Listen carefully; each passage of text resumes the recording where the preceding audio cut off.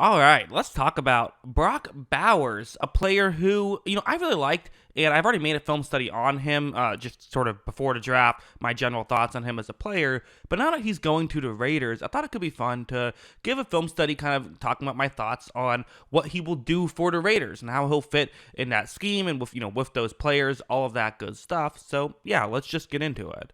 So first, there's something like what you see on the screen. It really was crazy at Georgia, like how much they would, how much respect they had for him as a player, and how much they would ask of him. You see on this play, it's a bit of a complex route for a tight end, bit of a complex route for a receiver, where he's going to kind of fake as though he's going towards the top of the screen, but then eventually go towards the middle of the field.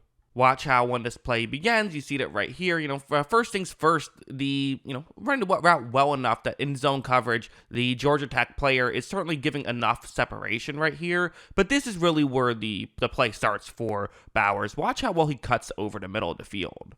Watch him be, so shifty and able to move so well. He makes the grab, moves forward. He really does look like a wide receiver out there, despite the fact that he's a tight end. And, it's the kind of thing where I remember when the Raiders signed Jacoby Myers, and I was like, wow, this is a great job by them. You got Jacoby Myers, you have, obviously, Devontae Adams, and then you have Darren Waller. What a great 1-2-3 combo. And then they immediately got rid of Darren Waller. And that ended up probably being the right call by them, I think. But still, it was kind of disappointing because I had this idea in my head of how awesome this offense could be, and then now it's not quite that way. This is essentially their way, in my opinion, of creating that awesome offense that I had in my head. Like a play like this is another one where, again, you're going to want him to command the middle of the field. And Jacoby Myers can do that pretty well as well. But when you have Adams and Myers on opposite sides of the field, you're going to get some good matchups over the middle where he can run a route like this. Watch how when it begins, you see that right here, again, he's kind of almost very subtly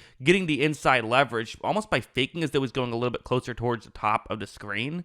So then, boom, you see him cut, again, really well, makes the grab, and it was kind of a catch in traffic a little bit, but he can make the catch even if there's guys around him, which is a very important trait to have at the NFL level. Again, he's a very good receiving tight end. He can do this stuff incredibly well, and when you are going to set up maybe some easier matchups for him, you have to imagine, especially on like some key third downs and things like that, he can make this work. Play like this is another one where it's going to be he's in line here as a tight end, but is running a route, running the more over the middle route. And again, these are the situations where he'll be doing this against, safeties, against linebackers. He's not going to be going up against, a ton of attention in the Raiders offense. Watch how when this play begins, you see that, again, right here, there's just a window. And I think he kind of almost plays the game as an NFL tight end at college a little bit, which you don't always see. But he kind of understands, like, the goal is sometimes just give your quarterback a window. It's not to try and get as much separation as possible, although that's always nice when you can do it. Sometimes it's better to just say, hey, here's the window, throw it here, and I'll make the grab. He has the inside leverage, so the defender isn't really going to be able to do a lot. It's a good throw and really good defense, quite frankly, to try to disrupt Bowers as much as possible, but it just didn't matter. Bowers is still able to grab on, and again, even if there's someone grabbing onto his arm, he's going to make the catch. So it's this type of over-the-middle stuff for the Raiders that I really think that he'll be able to bring to the table, and so that's definitely something you look at. I do think there is other aspects that kind of fit the Raiders that he can bring to the table as well. I don't think it's just, the over-the-middle stuff is very cool. That's very good. But also, something like this I think about, just a screenplay where, every team runs screens, but usually what you do is you have your tight end out there blocking. And maybe that's what the Raiders will do, is just have him out there blocking. Fine. The blocking isn't what makes him special, but he can block it, sure. But I do wonder how much they'll use him in the receiving game, how much they'll have him, actually get the ball on these types of plays. Watch how when this play begins, you see the quarterback flips it to Bowers. And Bowers right here, not a lot he can do, right? There's a player in front of him who just whiffed on his block. So, okay, whatever, it is what it is, right? Well, no. Watch him make a move here, and then also lowers the shoulder and powers forward. That's another thing I thought about, which we talk about the Raiders and, the Raiders way and all this, with Antonio Pierce trying to be a physical team, right? I think that's what they want. They want to be a team that when you play against them, you're kind of shocked a little bit by how hard they're hitting you and by how willing they are to get hit themselves. Bowers fits that mold. He is someone who is not afraid to lower the shoulder and try and run you over, even if you have, three players right next to you also trying to tackle Bowers, which is something that I think they feel over the course of a game can wear out their opponents. Heading over to a play like this, I am interested in exactly how they use Bowers, because like here, he's running a go route on the outside. This is like what you expect a number one wide receiver to do, and this is in a playoff game, right? So it's not like he's going up against scrubs right here. When this play begins, you're going to see that the ball is snapped, and you see that he is able to get some separation. And again, I think people will kind of be wary about some of this to some degree, because like obviously, Kyle Pitts this is kind of what he was known for. It's like, oh wow, he's basically a wide receiver, and then he's gotten to the NFL and has been a good NFL player, but not this otherworldly one. And I think people are gonna, for me, Bowers' skill set very much matches a traditional tight end, but he still can do this other stuff, and he was still asked to do this other stuff in Georgia, even in big games. And I do wonder how much the Raiders care about that. Are they just drafting him to be a decent, a good receiving tight end doing the traditional stuff, or are they going to try to do some other stuff? I certainly wouldn't be surprised if they at least test it out, certainly in practice, test it out, see if he can do this stuff, and if he does, then test it out in the game and see exactly what he can bring to the table.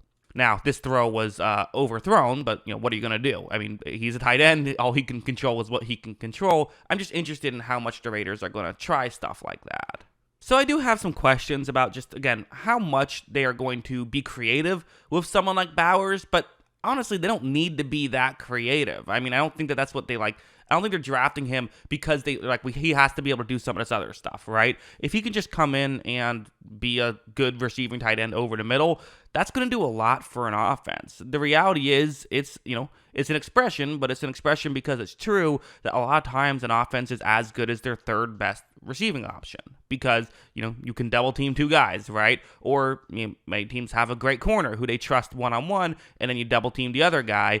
But then you still have, a third guy. What's going to happen with him? So having someone who can win over the middle is very key. And not just that, but hey, maybe you have two guys on the outside because you think there's going to be a single safety deep coverage, and then post-snap, turns out a safety drops back and is playing deep. Well, now you're going to look towards your tight end who's over the middle, right? It completes your offense. And for an offense that definitely showed flashes at times, for sure, but also had its low moments as well, I think getting just another receiving option can do a lot of good, especially when, listen, I don't even know who's going to be the starter. Is it going to be Aiden O'Connell? Is it going to be Gardner Minshew? But there's a very high likelihood as well we're talking about this as a team that maybe next year we'll be looking for a quarterback. We don't know. I'm not going to guarantee that, but it is possible that that's something that could happen. And if that is something that happens, well, then at least you have a good situation next year for the quarterback, right? Assuming that Jacoby Myers and Adams are both still good and all that stuff, which, hey, no reason to see why they wouldn't be for at least a couple more years. I mean, Jacoby Myers is 27. He'll be good for a minute. But, Adams is 31. How long will he be good? But, probably got at least a few more years. And then you have, you have now Brock Bowers, who could be good for the next decade plus. So, yeah. Should be a really good fit, and obviously is a great player in my opinion. And I can't believe I didn't really talk about this until now. Obviously, you have guys like Michael Mayer and Harrison Bryant, so you have other tight ends who can do certain things. But having a guy who can kind of just do it all, I feel like could be really valuable. And again, teams run multiple tight end sets. Like I said, the Raiders want to be physical, so having them both in the game, I don't think it changes anything I've said. I think that that's why I didn't bring it up, because if he's there, well, that's just another guy who can help win over the middle. That's fine. So, or realistically, probably help block sometimes in these scenarios. So, yeah, that's what I think about all this. What do you think? Let me know in the comments below. Always love hearing from you. And, of course, as always, thanks for watching.